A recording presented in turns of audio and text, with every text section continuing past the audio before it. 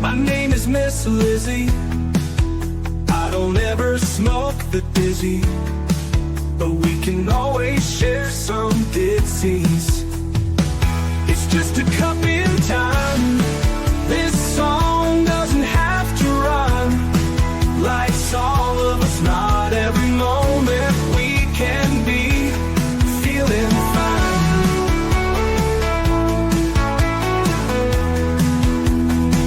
I wanna share a moment, just a second if you will, maybe even a cup of thrill. We could share this performance. It's tea time, come sit with me. Well, welcome guys, Miss Liz in the house, and yes, it is Monday, so yes, it is an off day for Miss Liz. We have 5 incredible tea times this week coming to you on Monday, Tuesday, and Thursday, so be sure to check out those days. I have an incredible guest sitting in the back, and her name is Sandy Malone, and we're going to talk about her books. We're going to take you on a journey. We're going to serve her tea, and her tea tonight is telling entertaining stories. That is the tea we are serving in the house tonight. But before we get started, you guys know how Miss Liz rolls. We'll get over to all those platforms: Facebook, TikTok, Instagram, LinkedIn, Clapper, Lemonade, Blue Sky, all of those good ones. And the ones that I haven't mentioned, check out those ones as well. Jump over to the podcast apps as well: Podbean, iHeartRadio, Listen Notes, Deezer, Apple Radio, Spotify, all those good platforms, and give those a like, follow, and subscribe, and get these tea times out there, because they do make a difference for the guest and for anybody that resonates with the stories that come to the table. Also, jump over to babyboomers.org. Miss Liz has been partnered with them for over 3 years, and if you're looking to be on other podcasts, they have over 50 different shows on there, and you can get featured on there. So if Miss Liz is not giving you the taste or flavor that you like, you can jump over on Baby Boomers and find a platform over there that can get you featured on there as well. So let's get started with disclaimer and then a beautiful intro, and then we're going to get Sandy in here and we're going to spill her tea. Disclaimer for Miss Liz's Tea Time live show. Miss Liz's Tea Time is a global platform dedicating to sharing real life stories, diverse perspectives, and meaningful conversations that inspire awareness, healing, and connection. I'm Miss Liz is going live using StreamYard. Before leaving a comment during the live broadcast, please grant StreamYard permission to display your name at StreamYard.com. Please be advised that all the content brought forward during any Tea Time show is presented in good faith. However, discussions may include opinions, beliefs, and perspectives that do not necessarily represent the views of Miss Liz or the Tea Time platform. Information shared by guests is based on their own experiences and is perceived to be accurate at the given time of airing.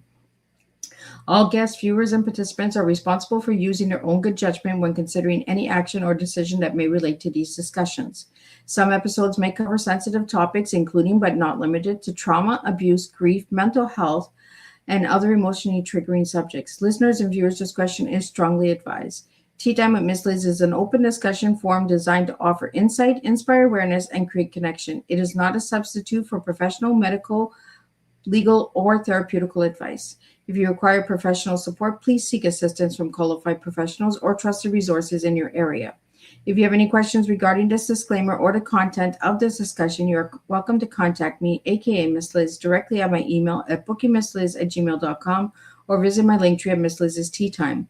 By choosing to participate in, comment on, or view these live shows, you acknowledge and accept this disclaimer. Your participation is entirely voluntary. I, Miss Liz, welcomes you to join the conversation with an open heart, and if at any time you feel this platform is not right for you, I respect your wishes and decision and welcome you back whenever you are ready. Tea Time with Miss Liz is serving truth and awareness one cup at a time. Well, welcome to Tea Time with Miss Liz, where every story reminds us that home is more than a place. It is the people we love, the communities we build, and the courage we find when life asks us to begin again. Today's guest brings together mystery, romance, resilience, and the charm of coastal living through stories that celebrate second chances and the strength found in communities. Please join me in welcoming Sandy Malone, best-selling author, entrepreneur, and creator of the beloved Gems of Golden Isles series. Drawing inspiration from the beautiful coastal communities of the Golden Isles of Georgia, Sandy crafts stories filled with unforgettable characters, engaging mysteries, heartfelt relationships, and the reminder that hope can be found even after life's greatest disappointments. Beyond writing, Sandy has built successful businesses, navigating life's unexpected twists, and understands firsthand that resilience often becomes the foundation for our greatest achievements. Today's Tea Time will explore the inspiration behind the Gems of the Golden Isle series, creating unforgettable characters and communities, reinventing reinvention and second chances, small town life, mystery, and romance, following your dreams at every stage of life. Sandy reminds us that every ending can become the beginning of a beautiful new chapter. So grab your cup and join us for a heartfelt conversation filled with storytelling, inspiration, and real life tea, truth, experience, and awareness. So let me get Sandy in here. Let's spill some tea. Welcome, Sandy. Hey, Miss Liz. Thanks so much for having me. It is a pleasure to have you here. Well, Sandy, let's get to know you a little bit before we even get into the books and your journey. Let's get to know who Sandy was as a little girl and who Sandy is now. Well, I always wanted to write. And I was the kind of kid where I was ADHD, but they didn't have that back then. I'm dating myself. And so my mom's solution was I was busy every single day. I had activities. I never sat down. And part of that was when I had a few minutes, I loved to write.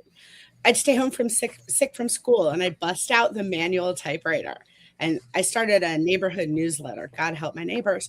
And I wanted to write. And then Mrs. Fitzpatrick in 6th grade, our English teacher, brought in a picture book one day and said, okay, English assignment today is pick a picture in the book and write a story about what you imagine it represents. And I still remember that as one of my favorite writing assignments ever. One of my oldest friends, Kathy, we went to kindergarten through 12th grade together. She's a math head. We were talking the other day and I said, do you remember that? And she said, that was the worst assignment we ever had. How could she? But it kind of made me giggle because she ended up working at the Federal Reserve when we graduated. So it's all relative, right? So, but my mom didn't want me to be a writer. Oh, She really didn't. My mom was of the school of thought that I needed to go to law school or medical school or be a nurse, do something where, and I quote, when I'm done raising my children or if I ever need to leave my marriage, I will have a job to fall back on. As a kid, I didn't understand that she was trying to direct me in the right way because she was struggling. And when I got older, I understood, but it was too late. She used to hide when I wanted to. Okay. And I went into journalism because that seemed like something I could get paid to do. And I got involved in my high school newspaper and I started writing and I won some big awards. Found myself as editor of the paper at a Catholic girls' school. It's actually the oldest Catholic girls' school in the United States. And I got myself in a little trouble with, newspaper. Freedom of the press does not exist in a Catholic girls' school. So I got together with a bunch of friends from other schools and I launched an independent newspaper between 15 private schools. And we published whatever we wanted. And we made a lot of money. And it's so funny because the people we left it to when we all graduated, went off to college, they ran it into the ground within a couple of years. But a big chunk of us that were on the original staff of The Emblem, that's what we called it, went on to be in journalism. And quite successful, like names across all different kinds of publications. And it's so much fun to take a look at it. Anyway, so my mom stopped fighting me. Initially, she threw out every college catalog that I'd ordered for the journalism program. I mean, she was aggressive and effective. And so from there, I got a bunch of scholarships to J school programs. She could not let me go. And I chose the Ohio University in Athens, Georgia at first, because they were the number 2 school in the nation. And Mizzou, University of Missouri, was number 1. And I went out and visited that. And I am a native Washingtonian. I grew up in the city. No way. I mean, Mizzou was beautiful, but it was like in the middle of nowhere. And actually, so was Ohio University. I got there, I did a year, and they don't let you write for the school paper. You have to be like a junior in the journalism program before you're allowed to write anything. And I was double major in journalism and aviation, actually. And I got involved in campus politics because I was really missing the journalism aspect of things. And I ended up getting hired by then Governor Voinovich's staff to move to Columbus to work on the Bush Quail campaign in 92. I was 19 and I took a year off from school and I was the state youth director for all the programs. And that was this amazing experience, but I made a deal with my parents that I would go back to school. And I mean, we had the date when the campaign ended. So I went back to school, but I transferred to Ohio State because I had been in Columbus for a year and I loved it. And I had a boyfriend there. I had friends there. It was definitely more me. And I can't even tell you, because when you go to all girls school, you don't really have that school spirit thing. I mean, I guess you do, but I didn't go out to watch my friends play soccer and nobody came to my tennis matches. It's not like football. You know, it's not, nobody comes to cheer for you other than your parents if they don't work. So this was a lot of fun to go to Ohio State, where I became a part of something so much bigger than I was, you know, the Buckeyes. And I still am a rabid Buckeye fan. And I live on Jekyll Island, Georgia now. And I've got a thing going with the neighbors. We put inflatables in our yards. We post videos. We are so ridiculous. But I think it helped that we moved here a couple of weeks before Georgia beat us in the playoffs. So they let me stay. So Sandy, who are you today? And then we have a couple questions that are coming in. I'd like to get those. I will. I went to journalism school. I ended up getting a full ride to the Institute on Political Journalism at Georgetown. That led to a job with Campaigns and Elections magazine, and then the politics.net column for the Wall Street Journal. And then I went to the dark side, public relations and lobbying. And the government of Puerto Rico was a big client of mine, and I helped kick the U.S. Navy off of Jekyll Island. And after it wasn't a client anymore, I bought a vacation house there, and my husband and I got married there eventually. We bought it, we had a vacation house. We got married there. And when he was ready to retire from being a SWAT commander, he had 30 years on the department, we moved down to our house in Vieques and opened up a wedding planning company. And we were wildly successful and booked 2 years out. But in 2017, Hurricane Maria wiped us out in one night. The island lost its hospital, and we didn't get back power for 17 months. Heck, they're still fighting to have water all the time. And we had to shut the company. We moved back to the DC area, and I went back to writing full time. I became editor of Blue Lives Matter, the Police Tribune, and we started looking for where our forever home would be. We ended up here on Jekyll Island to be closer to my mom, who had Alzheimer's. And that is when I made the decision, I'm going to write what I've always wanted to write instead of what I'm being paid to write. Please pay me after I write it. And it is the most amazing experience. That is how the Gem of the Golden Isles series was born. And Escape to Jekyll Island is the first book in the series. And see, I'm having glare issues because we're having this incredible sunset outside. It was a perfect beach day here today. I know that's not nice. So now I'm writing books, and it's amazing. So Sandy, have you always wanted to be an author, coming in from living in Greenville, TV? Did you always dream of becoming an author? I always dreamed of becoming an author, and my mother told me I couldn't because it didn't pay. And when I went to journalism school, she said, you are going to end up writing obituaries on the overnight shift in the Midwest. Like, it was the worst curse ever. And she took me out to dinner as an apology when I got my column at the Wall Street Journal when I was 24. Oh, awesome. Congratulations. Thank you. We have a question here from Lori Todd, and it is, what first inspired the Gems of the Golden Isle series? The series is not autobiographical, but it is based on my experience planning more than 500 weddings in the Caribbean. And I actually came up with the whole series in the car the night we were driving down late night to come down here because we had put an offer on a house we had never seen. Trying to buy a house on Jekyll is a real challenge. There's only 600 houses and they can't build any more because we are a state park. So if you get one, you are lucky. And we made an offer on one that we really liked. And we were racing down to Georgia for the inspection. My husband was asleep in the car. And the story came to me. I was starting over again on another island. And my story would be about a young wedding planner who lost her job in the Caribbean and went home to Jekyll Island, where she'd grown up, to basically, she planned to sit on her aunt's couch, eat ice cream, pout, and work on her resume for a few months. And her aunt came home and said, get off your butt. There's no wedding planner on this island right now. Launch your own company, be the woman. And so she does. She starts putting things together and she reconnects with childhood friends. Some of them are in the wedding business. And the guy next door, he's grown up to be a smoking hot state trooper. And so Everything's going great. And she picks up a couple big clients. And one is a big local name, which would really solidify her reputation in the community. Everything's going great. And then weird things start happening. All of the florists refuse to service the wedding. It's okay because she knows how to do flowers. But then she orders flowers and flowers go missing. And none of it makes sense. And it all turns out somebody has a grudge against her. There's somebody that doesn't want her back on Jekyll Island. I don't want to give you like too much spoiler alert here, but there are 5 books in the series. She does succeed. And she makes it through her first big wedding, and they do figure out what happens.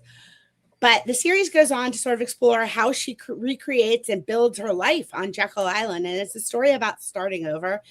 Every book she faces challenges. Every book has a mystery and suspense element underneath it.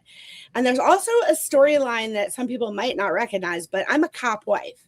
My husband was a SWAT commander in DC.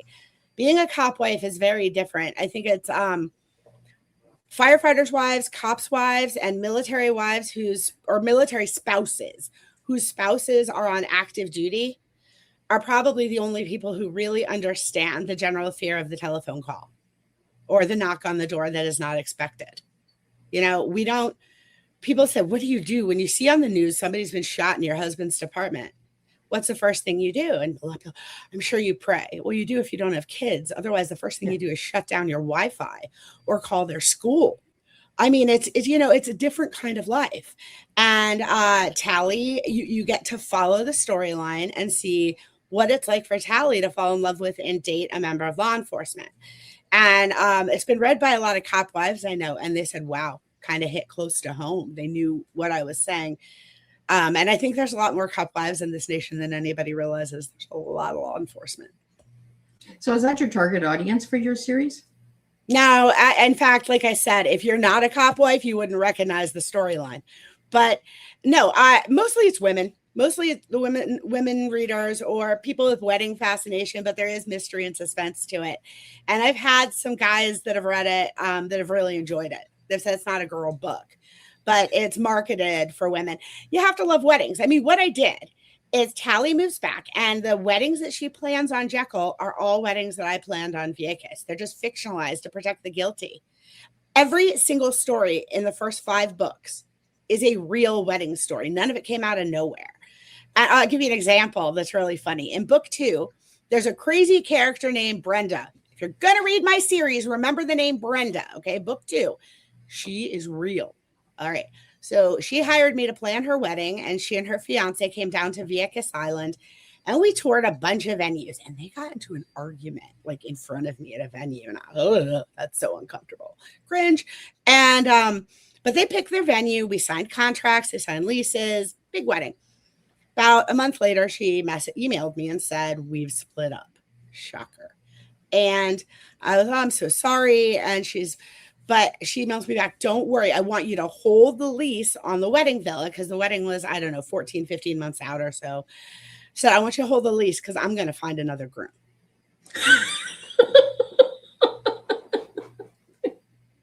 Well, she was determined to get married. So it was, it's a conundrum. You don't want to seem like a witch. She's not asking me to do any more work. She's just asking me to change the name on the contract. And I said, okay, I think I charged her what I charged for like a wedding date change fee. Said, okay, but you don't have to pay it till you have a new groom.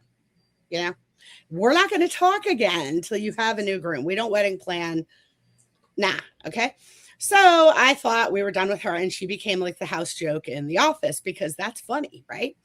And she emailed me a few months later, found another groom. She wanted to bring him down, and she wanted me to do the whole tour of all the villas again so they could choose, and she was going to pretend she'd never been at the villa before that she was going to book. And I was like, hey, number 1, no. And number 2, double no. I am not asking all these property managers to meet me out at these remote villa locations when I know you're not going to rent that villa and you're crazy. But I said, we can do it online. I'll show you pictures and pretend we haven't done it before. She's like, really? I'm like, yeah, sure. So we did it. They picked the villa. I pretended to send her a contract, and away we went. Shockingly, they split up a few months later. So when she emailed me and she's like, guess what? But it's okay because I'm going to find. pause. I said, her name was not Brenda. I said, Brenda, I think we need to just terminate this contract because technically it's a legal contract. And technically, I the name of your initial groom is still on it. So what we're going to do is terminate this contract. And you don't get a refund. It's just, however, if you come back to me with another groom, talk to me and I will give you a big discount on your initial deposit. And she's like, but I could get everything planned. I'll have a guy by then. I said, Brenda, if you want to be a wedding planner that bad, like if you want to plan weddings, just go be an event planner. Yeah. If you want to plan parties, go get a job doing it. Don't try to hire us to plan your imaginary weddings for you. That's crazy. I was very nice to her, never heard from her again.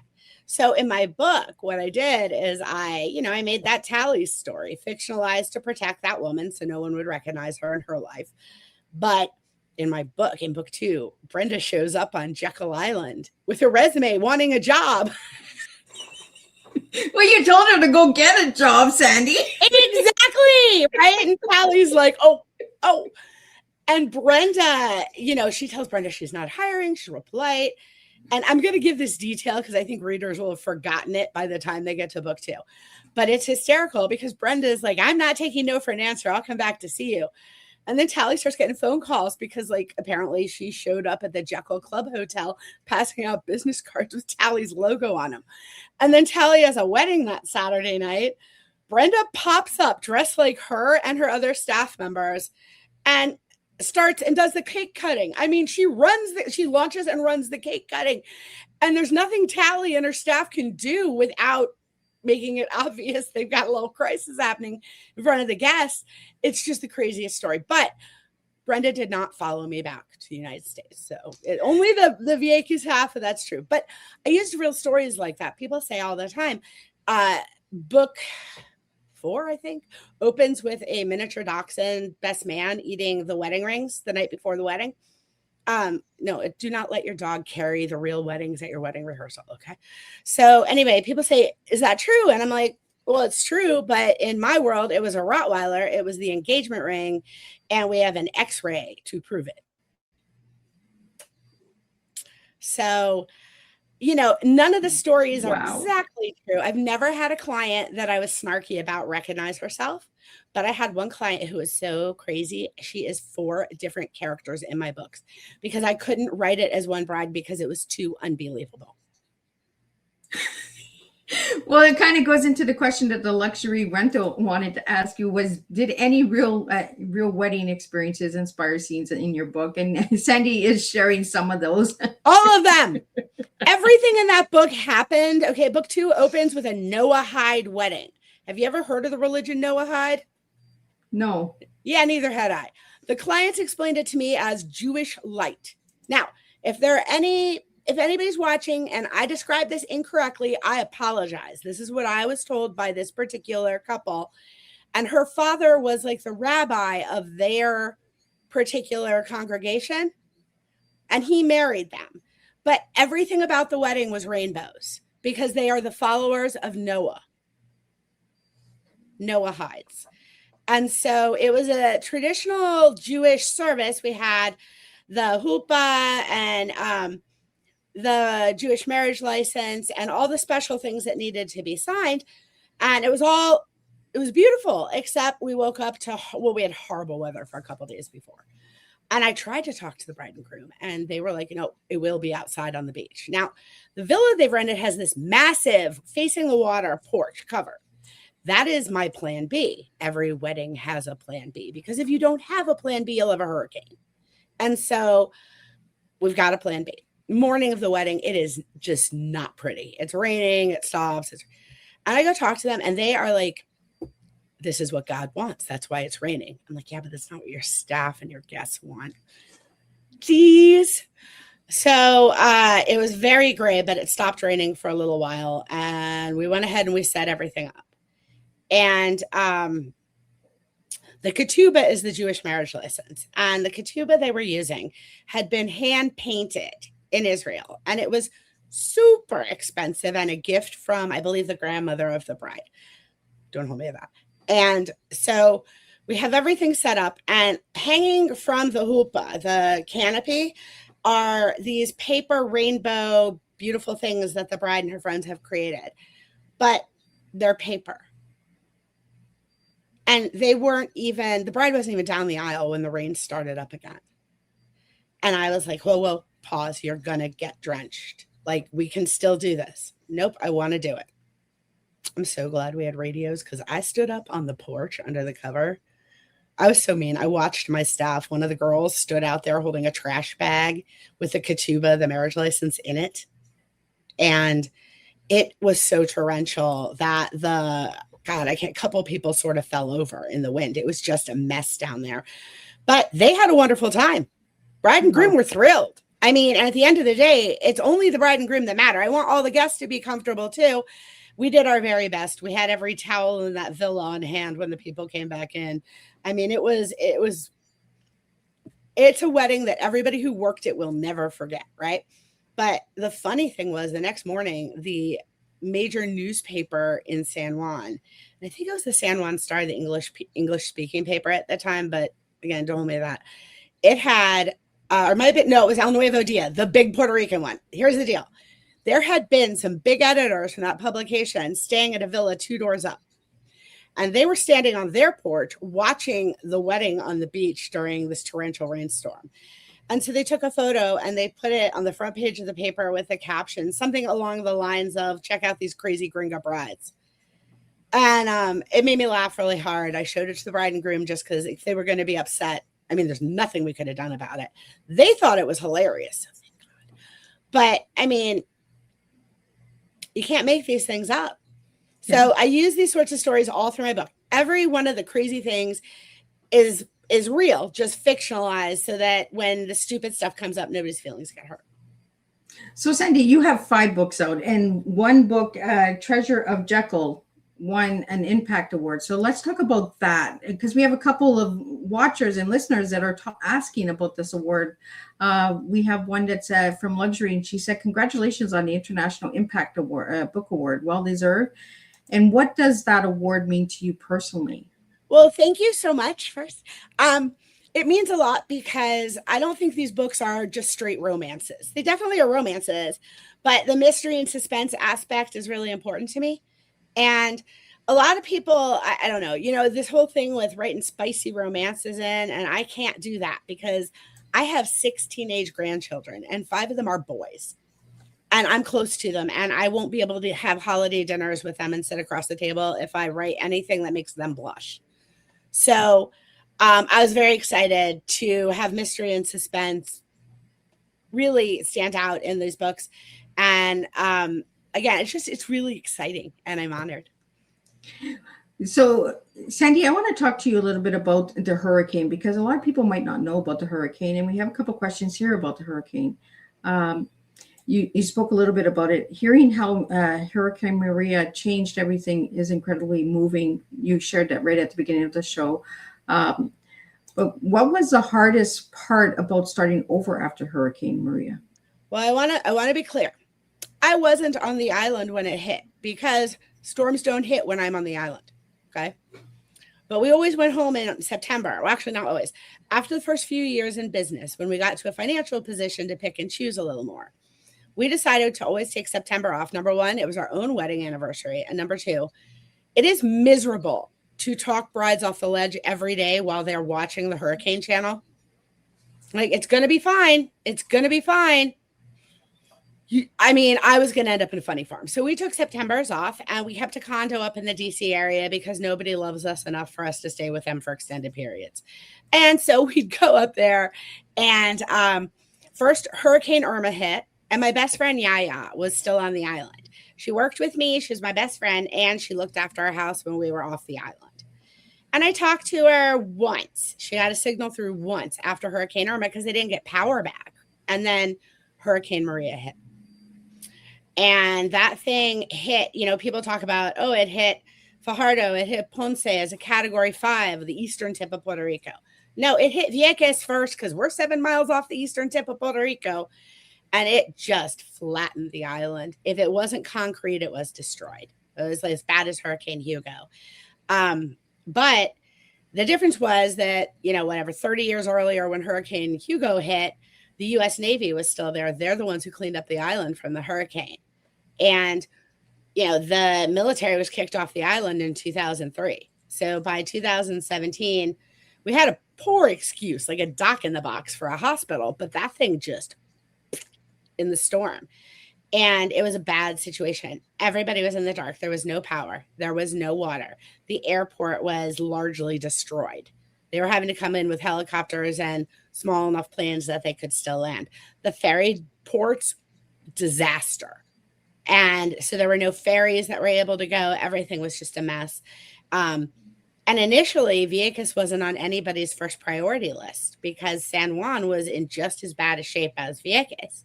All of Puerto Rico was in bad shape. And a lot of people have heard this in the news before, but the Puerto Rican electric grid was so outdated and so bad before the storm that it was just a mess. You know how all the electrical guys from up north head down to help after the storms? Yeah. They send teams down. Well, the guys were telling, we have a lot of friends in federal law enforcement down there and also Puerto Rican cops. And they were all, you laugh in bad situations, right?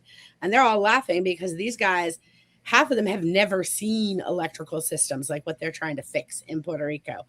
They don't make the parts anymore.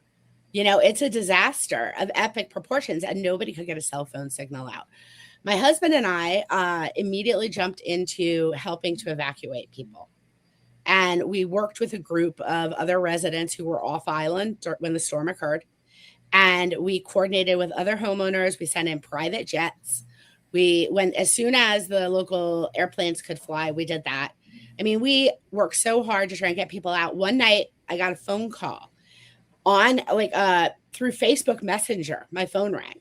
And it was weird because I had never actually used it for that purpose before. And it was a pregnant girl on Vieques calling me for the top of a hill because she was in labor and needed help. And we called the Red Cross office in San Juan, and we were able to coordinate through there to get a medevac to her. And it was just fun. At the time, she sent me pictures when the baby was, all that kind of stuff. But it was just, Vieques was very much in the dark for a long time. And in order to call me, or call out, to get a phone signal, you had to go to the fort and stand. The fort is close to the coastline, and stand on the wall and hold your phone up in the air like the Statue of Liberty to try and get a signal. And eventually Elon Musk put some of the balloons up there to help with signals, but it was a horrible, horrible situation, and they're still dealing with it, and the island has not bounced back. Wow. So how did you find your hope after that situation? Okay, well, I'm going to be honest. We'd planned more than 500 weddings, and we did a TV show called Wedding Island. It was a reality show that ran on TLC, and it did well. But you can't plan weddings and film a reality show at the same time because they won't let you talk to people who don't want to be on camera. The way my business worked, I'd get 50% up front when I booked new clients and 50% 30 days prior to their wedding date. But 66 days of filming, I couldn't talk to a potential client because new clients do not want to go on television with their wedding budgets. Would you want to tell all your wedding guests what you were trying to spend? No. Yeah. So we only did one season and went back to planning. We were always booked. I mean, from before the show, 2 years out. And that was my limit because I thought we need a limit. But with Hurricane Maria, I had to call every bride and cancel every wedding I had booked. And maybe it was a good thing because I was burning out, but I didn't know how I was going to make the transition. I didn't know brides hired me to plan their weddings, not a company, me. So maybe before the TV show, I could have gotten away with selling the company and the weddings with it. But after the TV show, people wanted me. And they would have felt really let down if I had sold it. So having to cancel them, I think, was kind of a God shuts a door and opens a window moment. It was an opportunity. And I said, oh, well, I'm going to go back to writing because I'd, been a writer forever. And when I was wedding planning, I wrote for brides multiple times a week. I wrote for the HuffPost for 7 years. I wrote for Condé Nast and had a great time traveling all over to cool islands and staying in hotels I totally couldn't have afforded with myself, and it was great. Blue Lives Matter, the Police Tribune, was the largest law enforcement publication in the world at that time, and they were looking for an editor. And I applied and I got the job. And my husband finally got to try out being retired, but it was like having a cop Wikipedia on the couch. It was a lot of fun, mad fun, because I got to become, I was already a bit of a law enforcement subject matter expert from being married to a cop, but I got to become really an expert on that stuff. I covered some very scary stuff. I covered the whole Parkland shooting in Florida for 17 hours that day live, because nowadays you don't have to be there. Everything's streamed. Yeah, I covered all of the George Floyd trials. I covered the Ahmaud Arbery stuff. I really got some neat experiences, and I loved writing again. I got the hope by writing again, and then but I couldn't write books. I didn't have time. You cannot be a reporter who cranks out 8,000 to 10,000 words a day, editing everybody else's, and want to. I mean, I've had carpal tunnel surgery twice. You can't write after you write all day. And when we moved to Jekyll Island, it was time to make a big decision. Was I going to write about what I wanted to write about? Or was I going to write what I was getting paid to write about for somebody else? Yeah. And I made the leap. I'm glad you made the leap, because if you didn't make the leap, you wouldn't be here tonight serving your tea. I agree 100%. And it has been such a great experience. And I'm so happy. And I've got more books coming out soon, and I'm really excited. So, Sandy, we have a question here about the series. Why did you choose Jekyll Island as a setting for your series? I had just moved to Jekyll Island, and I write about what I know about.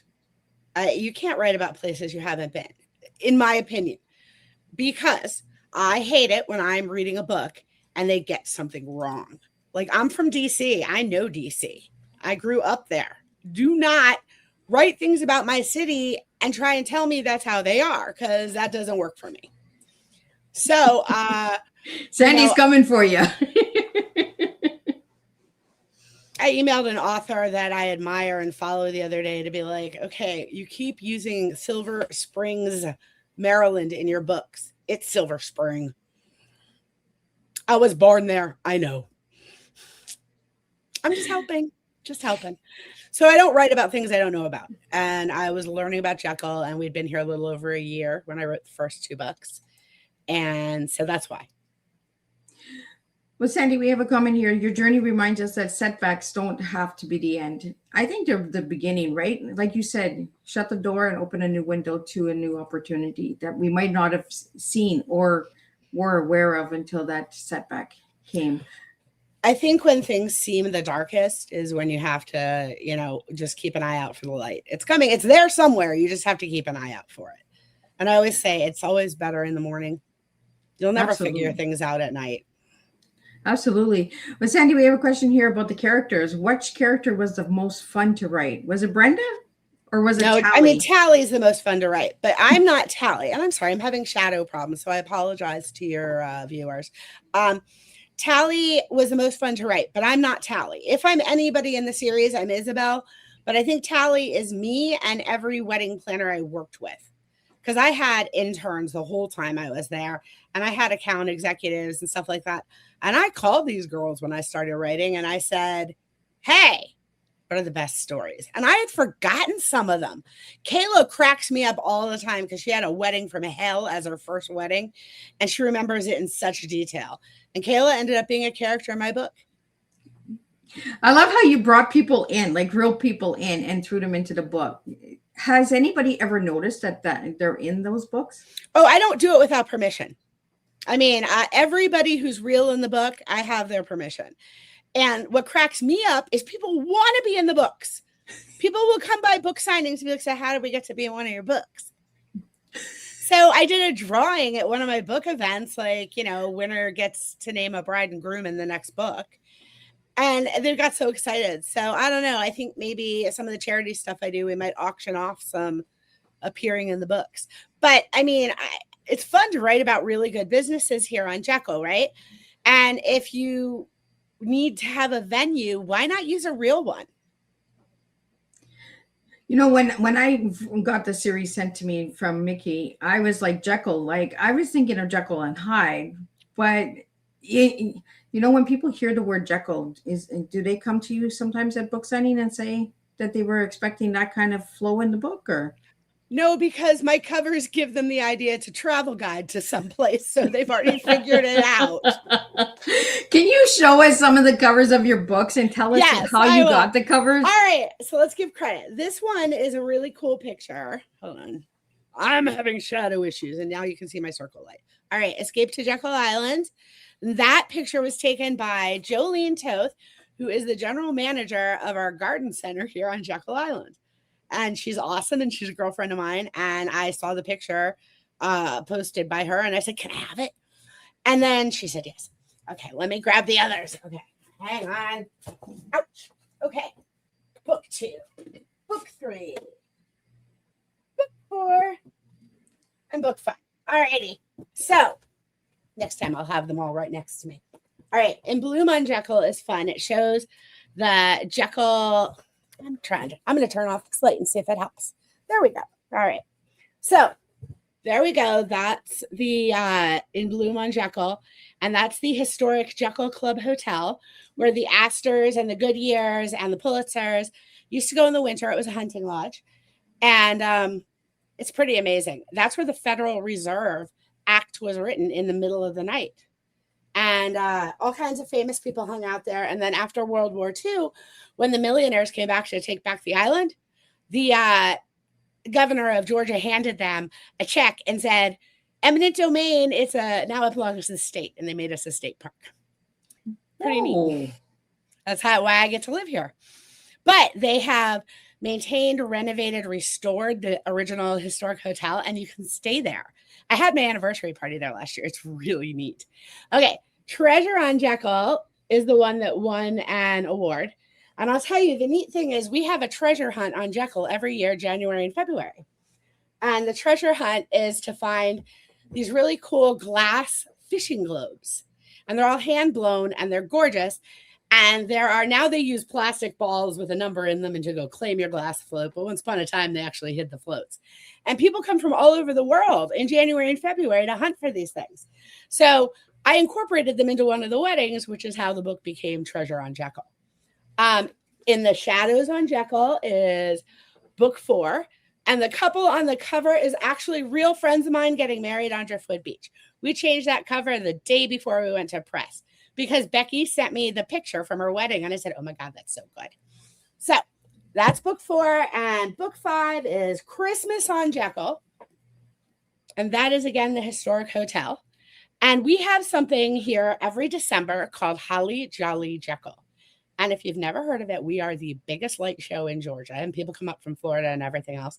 Millions and millions of lights all over this historic district. And it's absolutely amazing. Unless you live here, you're on your way home and you really need to go to the bathroom.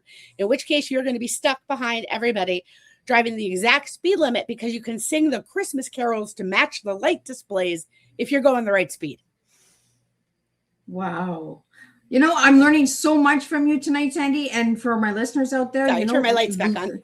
Learning about Jekyll, it sounds like a beautiful place. I love it. I love it. And it is a state park with incredible hotels and houses. It's so funny. 4th of July, everybody, "Oh, it's so crowded. It's so crowded." Like, I'm from DC, okay? I'm used to Delaware beaches and Maryland beaches or Jersey. This is not crowded. It's not even busy compared to what I'm used to. So it's pretty amazing. Well, we have a question here about your writing from Lucy. It's, what's your favorite part of the writing process? The writing. I mean, I do a fun outline. It's not super picky. It's handwritten. And then I add ideas to it. And I go back to my notes from the previous book, because there are always things I meant to put in that book that were on that outline that didn't make it in that book. So I've carried them over. It's a trick with the series. And so the best part is the writing, because there's so much, when you self-publish, there's so much promotion, so much advertising time, so much paperwork, and just so much. The social media alone can make your head explode some days. And then you do a lot more media interviews and a lot more promotion work than you would if you're being traditionally published. I mean, there you get 1 or 2 massive book tours. Whereas if you're doing it yourself, you are constantly working. You're churning and burning. You're trying to get as many appearances, as many book clubs as you can, because you want to be a bestseller. And to do that, they got to buy your books. So Sandy, let's talk about book clubs. Are you part of book clubs? I am not a member of any book clubs. Well, why not? Because I have, I'll tell you why, for the past 3 years, I've been at everybody else's book club. Is that fair? There's a really nice book club because I spoke to them. The Brunswick Book Club nearby. They came over and did a luncheon on Jekyll. It was awesome. I went up to Myrtle Beach 2 weeks ago. Last week, God only knows. It's been such a blur. And I went and met with the Del Webb community and then another neighborhood called Bridgewater and did both their book clubs. And that was so much fun. So I love it. If people invite me, if I can book a couple of book events in an area, I will find an excuse to go because it's fun. And if I don't get my book out there and people don't know about the book, they cannot buy it and read it. Yeah, absolutely. And when you're self-published, it is a lot of work because you got to be the seller. You got to be the person that markets that, right? And only you know your book best. Well, if viewers are in Virginia, I will be in Skipwith, Virginia at White Oak Preserve's Blueberry Festival this weekend. And no, I don't randomly do festivals, but this is kind of fun. My friend Tiffany Copeland, well, she's now Tiffany Jones. It's her farm. She and her husband run the White Oaks Preserve, but I met her because I was on Wedding Island the same year that the TV show Below Deck launched. And I got to be friends with a lot. We were all, first season at the same time. So I got to be BFFs with girls like Adrienne Gang, and Tiffany Copeland was on the next season. And so she's now married, a mom, but we're all rabid Buckeye fans, so we stayed close. So I'm going up to do her Blueberry Festival this weekend in Skipwith, Virginia. And they've got like 40 vendors there and amazing food and live music. So if you are in Virginia, come see me. Oh, and if you tell me you saw me on Miss Liz this week, I will give you one of my books free. Well, there you go, guys. Go out and check the Blueberry Festival. I wish I was closer. I'd come and check because blueberries are my favorite berries. Really? I'm looking to pick blueberries, and there's just not very many places around where I live for blueberry picking. I'm a northern girl. We used to pick blueberries every freaking weekend, but now we can't. So, Sandy, what do you want the readers to get from your books? I want them to laugh. I want my readers to laugh really hard because I giggled while I was writing, remembering a lot of this crazy stuff. But I also want, there's a couple things. I want people who are dealing with daughters getting married or crazy weddings in their families to be able to laugh and get some perspective, and maybe some brides who are being a nightmare or who are going to be getting married and be nightmares, read them. And it might give them perspective on not being nightmares. Most brides believe that when somebody puts an engagement ring on the finger, the world stops and then it begins to rotate around them. And I think that when you can read, when I was getting married, a friend of mine's mom told me to read Diary of a Mad Bride. And I did. And I laughed so hard reading it on the beach that my husband read it next. And he was a cop. He was like, I got to read it. You're laughing so hard. What is in this? I want my readers to also realize that it is a real story. I mean, I started over on a new island, and you can start over. And when things seem the darkest, again, you got to look for the light and figure out where you're going. I mean, it isn't always right in front of you that day, but it was scary moving to a new island and starting over. And I moved from an island that was tiny. We had 9,000 residents, and about 3,000 of them spoke English. And I'm bilingual because I ran a company there. I wouldn't do interviews in Spanish because Puerto Rican isn't exactly the same Spanish, and I think that I think people can learn a lot from the books in understanding sort of the different worlds. It also addresses sort of the being a new person and sort of how it's for everybody feels things differently. When you're the only green guy in a group of Puerto Ricans and you live down there, you're the minority. And it's a different kind of experience. And I try to share what I experienced through my books. So, Sandy, we have a question here from Mario. Is what reader's message has touched your heart the most? I know exactly which one. It's kind of vain. One of the readers said, Sandy Malone is the Ellen Hilderbrand of Jekyll Island. And I think Ellen Hilderbrand's books are amazing. So that is the biggest compliment I've ever had.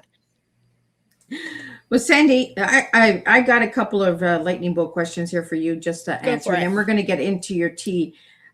Beach sunrise or beach sunset? Sunset. I'm not a morning person. Romance or mystery? Mystery. Coffee or sweet tea? Oh, coffee. I can't. I know. I'm Southern now, but I can't do sweet tea. It totally gives away my Yankee every time. I grew up drinking sun tea, like that my mom would put out on the porch. And sometimes she put fresh mint and lemon in it, but never sugar. You got to have the sugar. Otherwise, it's so bitter. My grandchildren love sweet tea. And the funniest thing is that their memories of Jekyll being teenagers, they'll be like, are we going to go to the wharf for dinner? They have the best iced tea. Do you remember the time at Trebuzio's Grill I drank an entire pitcher? Okay. Big memories. Sweet tea on Jekyll. Which gem of the Golden Isles book is closest to your heart?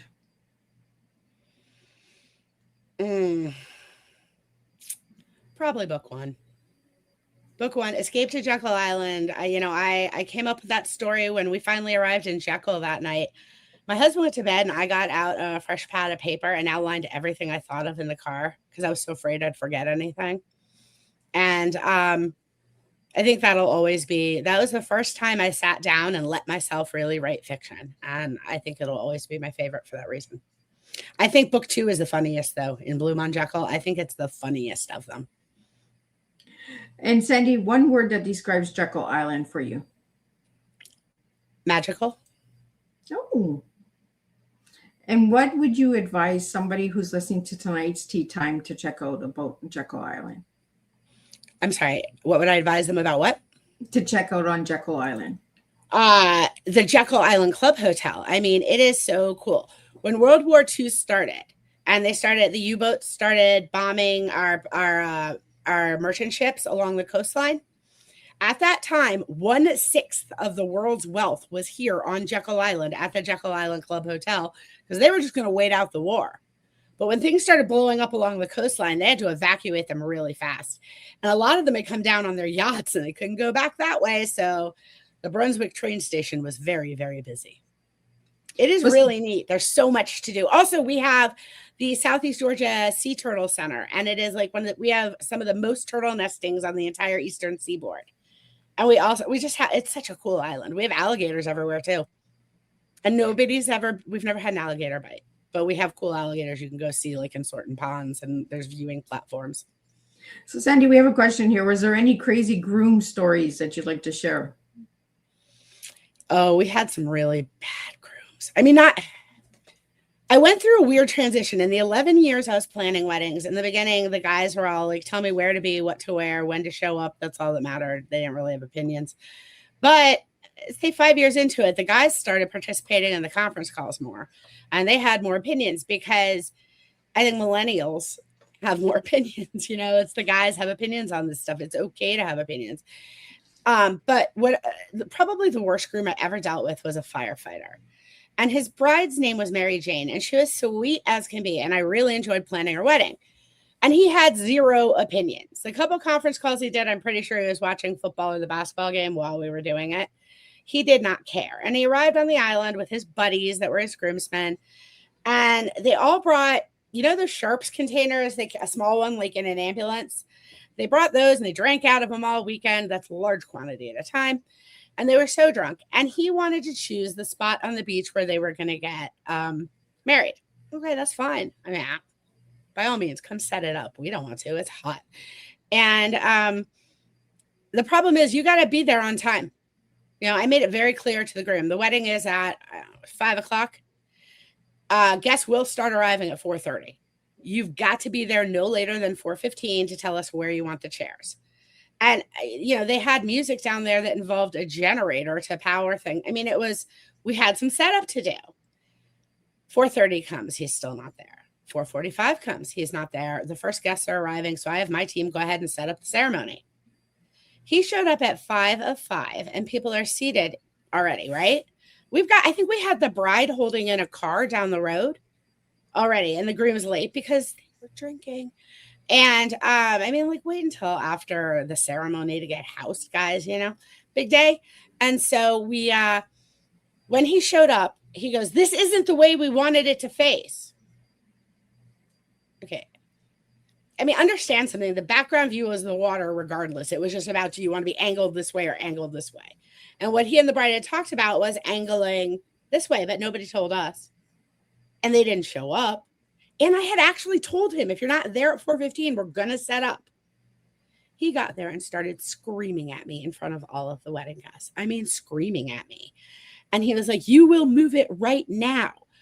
Well, most of my setup guys had moved on to the next venue of setup for their thing. And we were set up, and you're not going to abuse me like that in front of people. That was crazy. There was nobody in that audience of people that thought what he was doing was okay. And I said, here's the deal. We have the music for this long. The minister has another wedding at 6:00. These are the things. He made everybody stand up from their chairs, and he and his groomsmen got all disgusting and sweaty, moving all the chairs and reorienting it 50 feet that direction. And then we had the wedding, and he was so awful to me for the entire night. Everything was awful. Anyway, here's the thing. I don't mind grooms who want to be involved, but don't you dare not have an opinion for 9 months of planning. Show up on the island and suddenly have opinions. No, I don't think so. There's a lot of groomsmen that just show up, right? I was supposed to get married for the second time, and all I got told was, "I'll just show up." Well, no, then I'm not getting married. Like, we're not doing this. Like, we either do this together or we're not doing this at all. Yeah. My husband was a tell me where to show up kind of guy, but he was excited about any part of it I wanted his help with. I just didn't want his help with anything. We were married a long time. We moved here. We made the deal. He could decorate the garage. I decorate the house. So, Sandy, what's next for the Gems of Golden Isle series? Well, I think this series is done in 5 books, but I am working on a new series right now, and hopefully the first book will be out before the end of summer. The new series is called Under the Oaks, which refers to our next door neighbor, St. Simon's Island. It's a little bigger than us. It's attached to Sea Island, which is kind of famous for a lot of things. And so I don't want a big spoiler, but it crossover. There's a crossover with the Jekyll series in a big, hard way. So my readers who are don't kill off Eton, it's not ending. They're not all disappearing. Just hang in there. Book 1 of Under the Oaks will be out soon, and it'll all make perfect sense. But I also took a quick break from the wedding books, and I wrote my first standalone novel, and that is coming out this fall. Oh, well, congratulations. Thank you. It is called Thicker Than Blood. It is about a patriarchal society family where influence and money are more important than anything else. And the story is told through 3 generations of women in the same family as they live through that. And it's fiction, but what is real about it is I worked in my journey with my mom's Alzheimer's into that book, because I think it's something a lot of us are dealing with, Alzheimer's and dementia in our lives these days, or people that we love are suffering.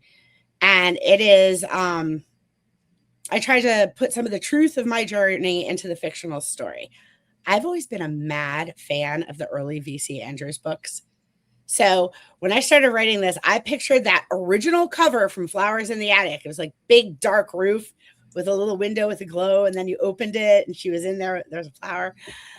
That's what I kind of have in mind. So it's coming out this fall because my publicist says that's when dark family stories do well.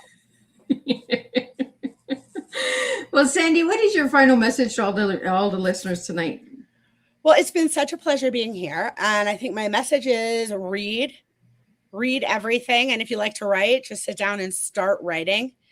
but don't give up. You know, when things seem like everything is gone, it's not. You just sometimes have to reshuffle your priorities.